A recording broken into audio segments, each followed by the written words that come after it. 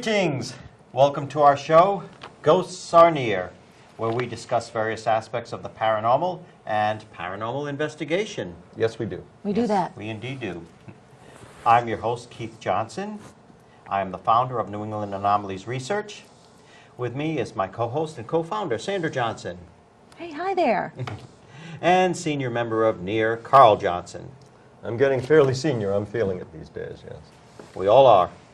Now, I'm going to start out by reading a couple of fan letters we've received. Oh, Read the one I wrote. Those. The one you wrote. Yeah, I think he brought a couple in. No, this is actually from... You don't have to read those. No. This is from Celeste. Thoroughly enjoyed the past show. I don't always get the chance to see it, but when I realized my friend Shannon was on, well, great job to N.E.A.R and Shannon. Celeste. That's very nice. Thank you. Thank you very much, Celeste. We appreciate that. And here's another one. Hi, Keith and Sandra. I just wanted to say how much I enjoy your shows and look forward to each and every one of them. And of course, Carl, I just want to include you in this, as you really do such a wonderful job, too. Keep up the good work, guys, and I look forward to your next episode. Allison from South Australia. Well, we do get around. Oh, yeah. Thank you, Allison. Thank you so much, Allison. That's, of course, Allison from Paranormal Field Investigators. She's the director there in South Australia, and we look forward to having her on one of our upcoming episodes this summer. Which only indicates Ooh. that there is paranormal phenomenon on the other side of the globe. It is true. Interestingly. So she's going to parachute in here to join us. And paranormal investigators as well. That's true. Want to be interviewed on Ghosts Are Near. That's excellent. Word is getting around. She'll wait her turn. Yeah. Well, without further ado, I would like to introduce our honored guest this evening, Chris Finch. Chris Finch is a member of New England Anomalies Research, former member of the Atlantic Paranormal Society, also known as TAPS, and he's also joined the military and branched out on his own and formed C.A.R, Colorado Anomalies Research. Yes. Or as Carl likes to say. Yes, Ka. I thought there were two letters in that. Ka. We're in Rhode Island. Right, do it with the Rhode Island accent. Ka. Well, you get around, Chris. TAPS, N.E.A.R, no, C.A.R. Well, I've pretty much been just kind of sticking with you guys, and you know, wherever the investigations take me, and the experience, and well, kind of forced to start my own group in Colorado. So here I am now. And how is that coming along? Well, your, it's been a little rough budding group? because most of our members are actually in the military, and Not surprisingly. more than half of them are actually in Iraq right now. So I'm in the process of recruiting some civilian members and waiting for the deployed members to get back.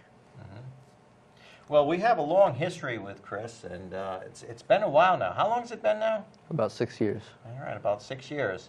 And we, of course, met you when you were a teenager, and you wanted to start investigating. And, of course, you joined the Atlantic Paranormal Society. We became good friends, and then you joined N.E.A.R. And, I mean, we've had a lot of adventures and experiences together. So Yes, we have. why don't we go back to the beginning, and what first interested you in the paranormal research? Well, I've always been interested because I have lived across the world. My father was in the military, so I always traveled with him. But we always came back to Rhode Island, and the house that we had in Hope Valley, we actually live very, very close to a cemetery. And I always used to have encounters with that cemetery, and I got into the history behind the town and behind the cemetery in specific, and that's what kind of blossomed it. But you've actually lived in other countries as well. Yes.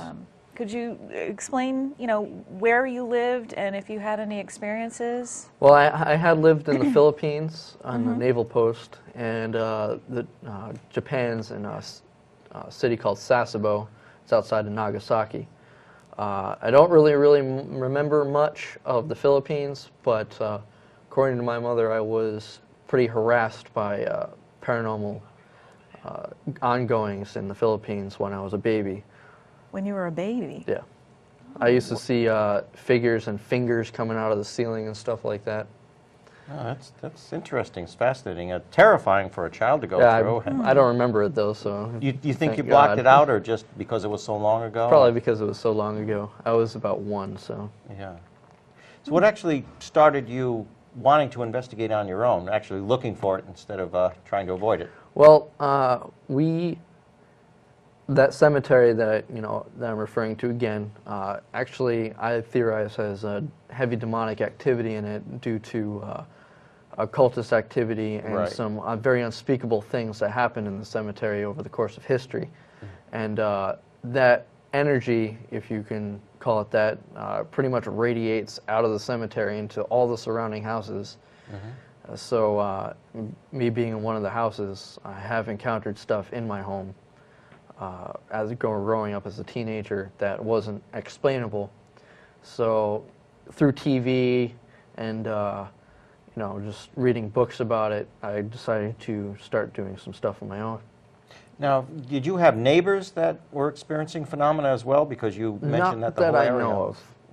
Yeah. But the neighbors that I do have, they're pretty non-receptive, and the neighbors that live closer to the cemetery, I don't really talk to. So. What evidence did you find in the cemetery that caused you to believe that maybe there was something going on there, maybe ritualistic in nature? Well, there is several cemetery stones in the cemetery that have the upside-down pentacle, and there's been disemboweled cats found in the cemetery, destruction of the cemetery stones. That could be occult activity, but it could also just be pesky teenagers. Right. More specifically, the very historical cemetery stones dating down to the 1700s. It's just a combination of things that would let you believe. And people that I know have said that they've seen people late at night, including the police, have arrested people out of the cemetery. So there is occultist activity going there. Yes, and I remember you and I were on an investigation in that cemetery one evening, and we found some definite evidence of cultist ritualistic activity Yeah, there. we found the goat. The goat leg laid on a headstone Yes. that night, and that was Now, this was a- not accidental. This was a severed goat's leg that you Severed actually- goat's leg, it still had the flesh and the hair on it, not trying to be too graphic, but that was laid on top of a stone, of a headstone. And whether it was a prank or indicated genuine cultist activity, we can't determine, but it was there. Kind of an unusual kind of prank, though. Not the only thing that was found there either. So, and most of these I find are in the vicinity of the crematorium that's been abandoned. Yes, there's two very significant structures in the cemetery: a crematorium that has been abandoned, and a broken into tomb that the body is no longer obviously in that tomb. And on the inside of this tomb wall, you will see a lot of occultist graffiti. I found candles in there, and it's just a really big mess. Same thing with the crematorium. Both of these structures you mentioned are actually covered by earth. They're kind of in the ground Yes. somewhat. You know, they're mounds. Yes, So they would make ideal settings for a ritual setting or a ritual chamber yes. if they were converted into such by a cult. Right, and we've investigated in there, and it's pretty dark at night, obviously. It goes back quite a ways, very, Yes. very far. So It comes off the main road, but it's sort of a hill, and all the historical part and the olden part of the cemetery is on the opposite end of the hill. So there's really no street lights back there.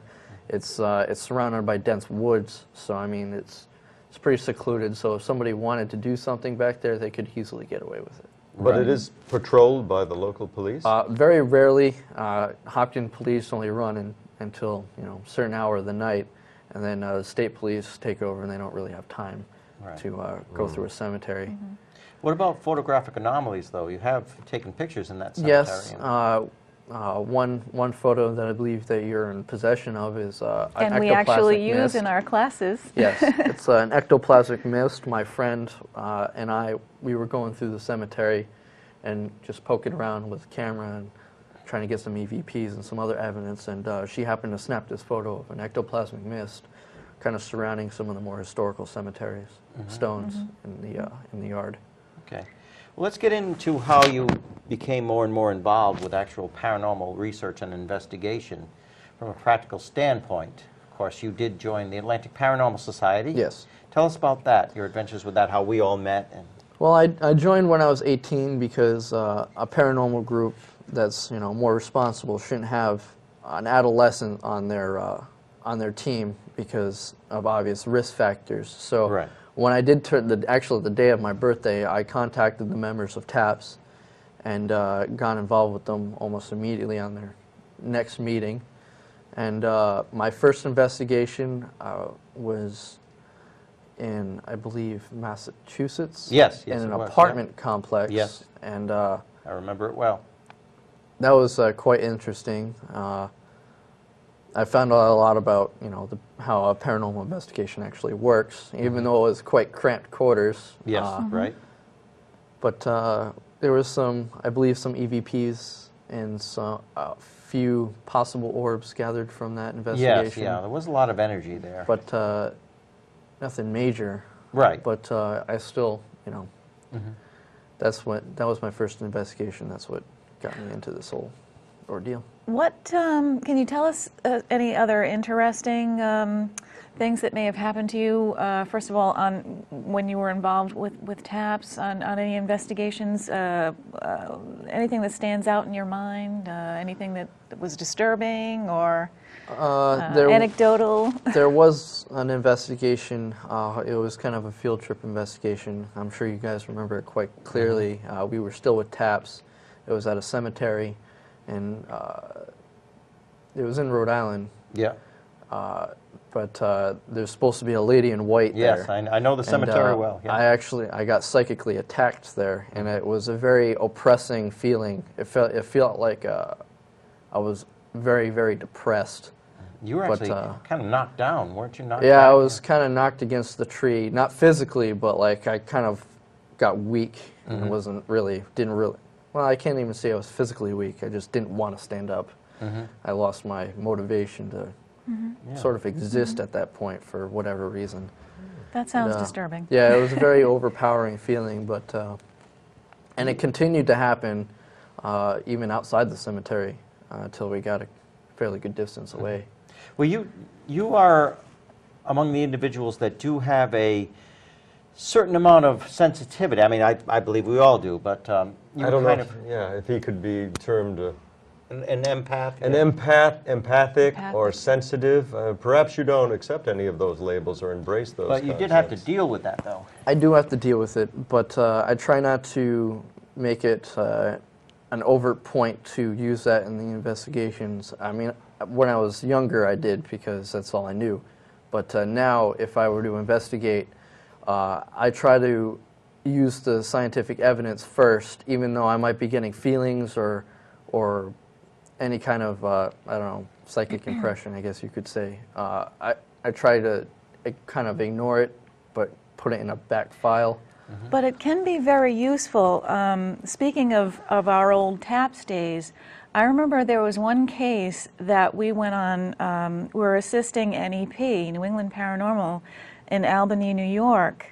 And I remember we were outside of the client's Yes. home at one point, and you had told the investigators around you, and it was pitch dark, I feel that something is all around me. I remember it very clear. You said, I feel that something is all around me. You need to take a picture of me now.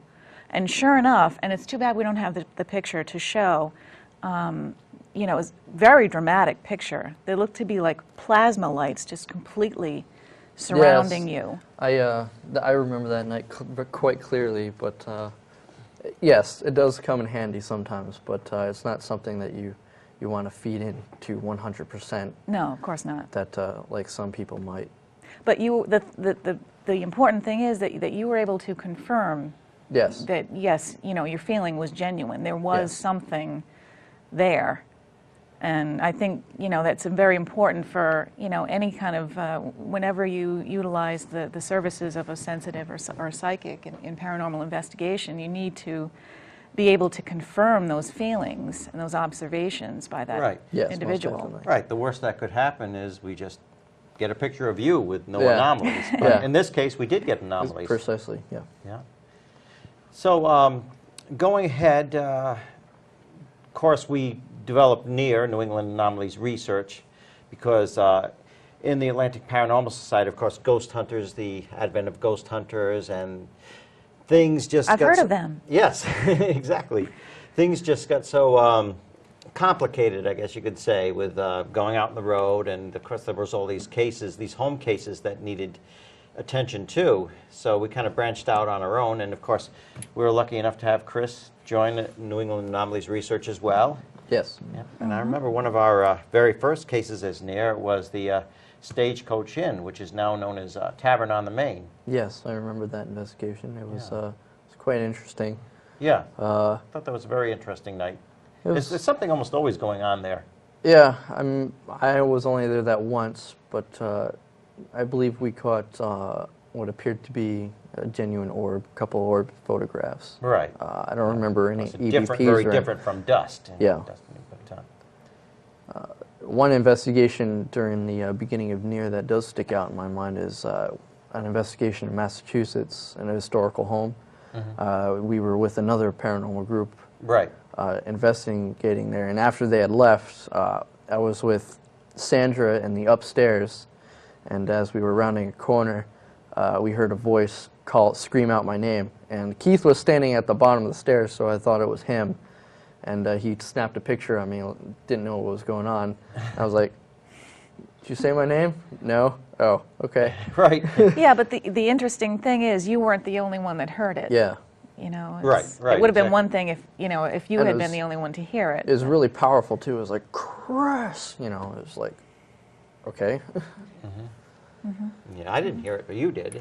Oh, I definitely heard it. Right. And another thing you were very instrumental in that case is that you have some knowledge of architecture. I mean, like Yes. historical architecture, especially antique, and you could tell that a fire had actually taken place there because the antique historical beams had actually been repaired. Now, of course, wood was did not easily come by back then. You had to hand saw everything out. So Yes. they wanted to save as much as possible. So rather than just rebuild the They whole sandwiched Right. the main support beams at the home, and that's not because just because of you know, the labor-intensive work behind cutting down a tree and turning it into boards, but it's also probably around the time that it happened, there really wasn't that many trees in New England, if you can believe it. If you go through New England, you find stone walls through the middle of the woods, through Yeah, very the middle of a interesting lake, structures, yeah. and it's just now it doesn't make sense. But back then, logging had pretty much cleared Rhode Island devoid of all of its trees to make way for farmland and grazing land. So to get lumber to fix structures like that, it would have had to been imported from like Pennsylvania and stuff like and places like that, or upstate New York, and it was just expensive. So they got what wood they could and they sandwiched it together and kind of tacked it. Right. And the reason why you could tell there was a fire is because in the creases of the sandwiching, you could actually see the scorched wood. Now, you yourself have, I think, very, very valuable aspects of knowledge because of your research and because of your practical experience as well in certain cases and certain investigations. And I think you have a question about that, don't you? Well, I had a couple of questions and a comment. One of the things that's very helpful that I find, you know, when working with you on an investigation is your sketch artist Yes. abilities. Yes. I don't think we've mentioned that yet. Yes, we actually have a sketch artist right here. We have our group sketch artist, and not every group has one, No. so we're fortunate. Right. But no, that talent can come in very handy on an investigation. It and has for certainly us has. because Chris can produce a schematic in a short time. You know, basic layout of a room or the house, or something that would take me a couple of days to do.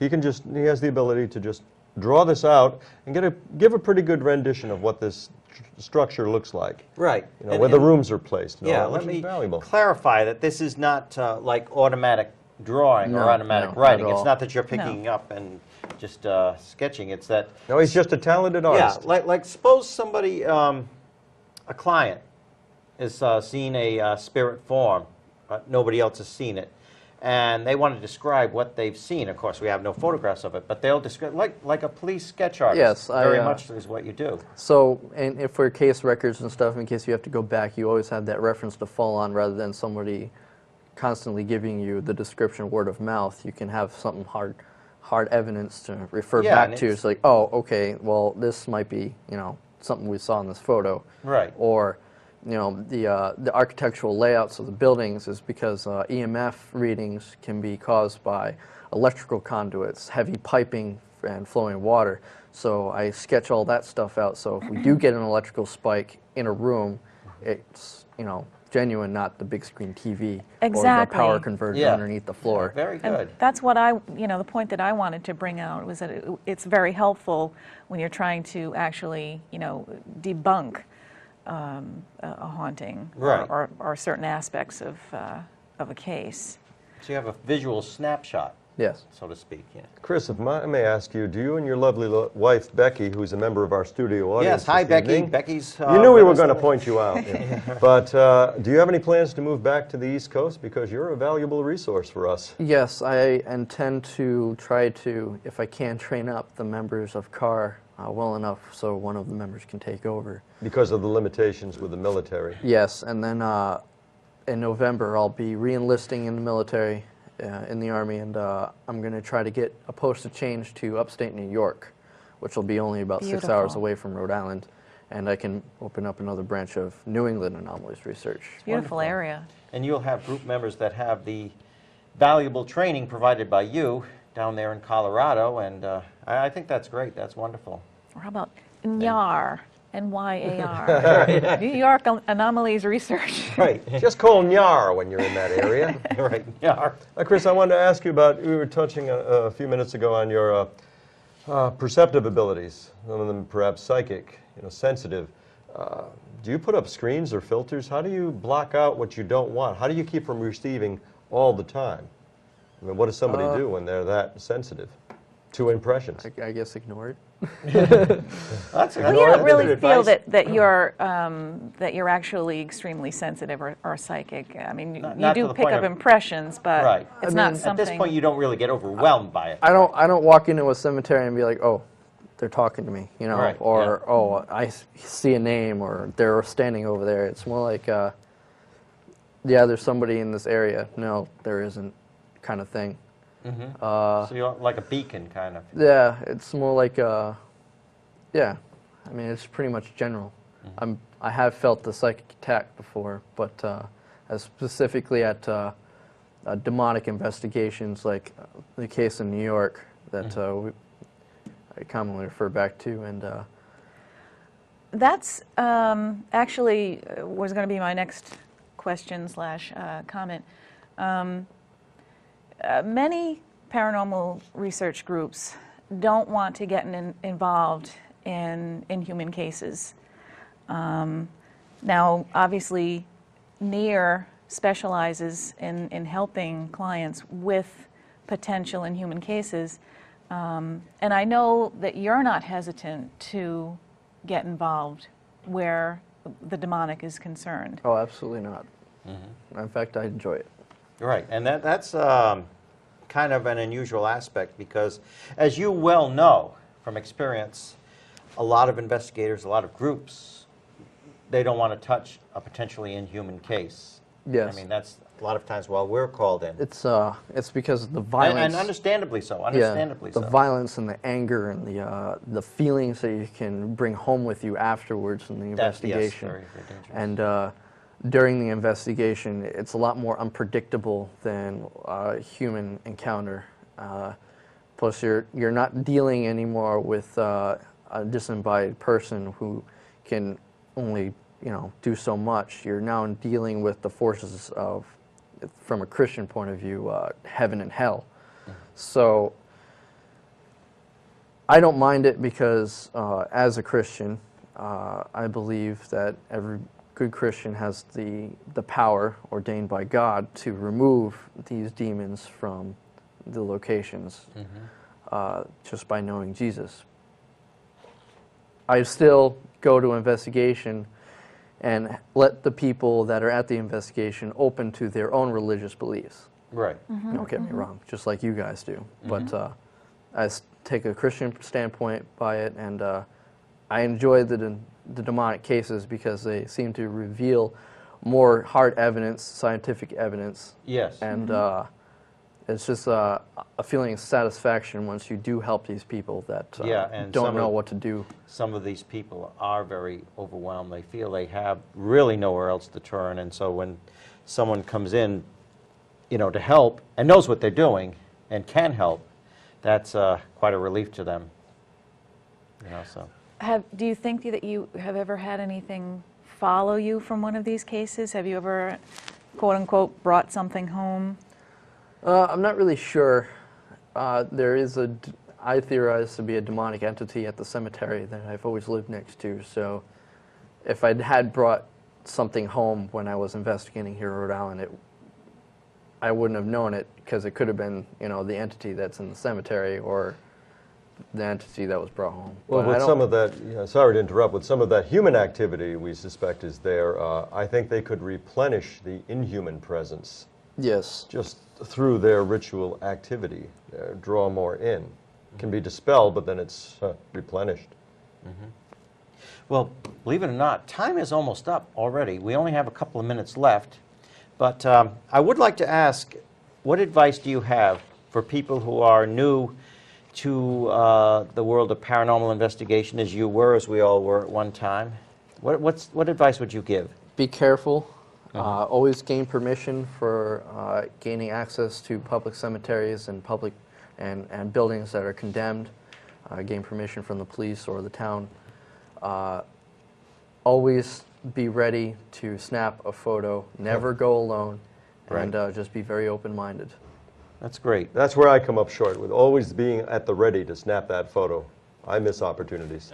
Always have your tape recorder going like Keith does. Right. Yeah, he always has that going. I try to. May we take just a moment to say hello to a friend of ours on the West Coast, Miss Christine Malika, who's busy with her own enterprise, Global Paranormal Project. Wow. Well, I don't know if she wants me to say that, if it's too new, you know. Too Well, late now, we've done it. Well, let's just say hello to her anyway. Yeah. Right. Hello, Wish her Christine. the best of luck. And Maybe she'll join us in the summer sometime. happy Cinco de Mayo. Ah, Cinco de Mayo is approaching, yes. Very good. Sandra, would you say a little bit about our contact info, please? I will do that.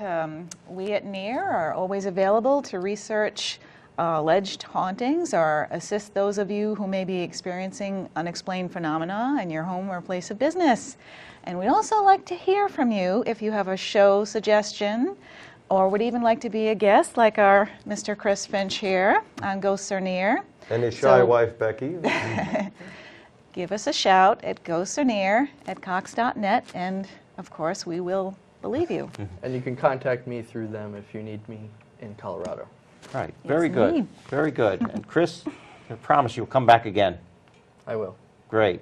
And I really have a tremendous amount of respect for this man. He's been with us for a while, and I know that he's been there a lot of times when others would just give up and just peter out. So This I is know the man you want in your corner. He is Right. the real deal. And Great guy. we found that out through practical experience on a number of and I want to say occasions. thank you and God bless for serving our country. Thank you. Yes. All right. Thank you, Chris. Thank you very much for joining us this evening. We hope you join us again next time on Ghosts Are Near. Till then, stay safe. God bless.